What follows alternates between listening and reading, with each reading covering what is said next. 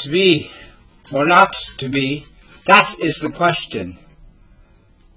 Whether 'tis nobler in the mind to suffer the slings and arrows of outrageous fortune, or to take arms against the sea of troubles, and by opposing in them, to die to sleep no more, to say we end the heartache and the thousand natural shocks that flesh is heir to. 'Tis a consummation devoutly to be wished. To die, to sleep perchance a dream, aye, there's the rub. For that sleep of death, what dreams may come when you shuffle off this mortal coil, must give us pause. There's the respect, that calamity of so long life.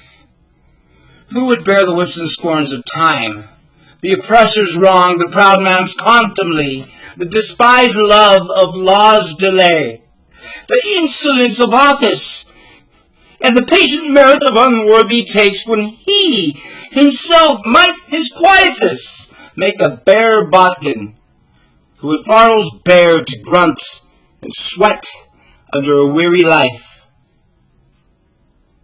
But the dread of something after death,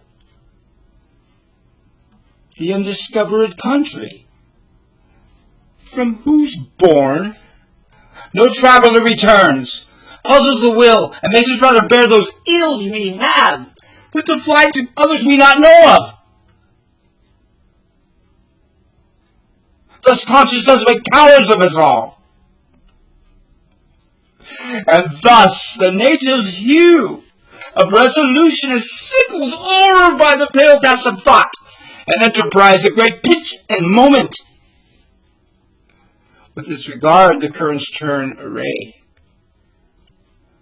and lose the name of action,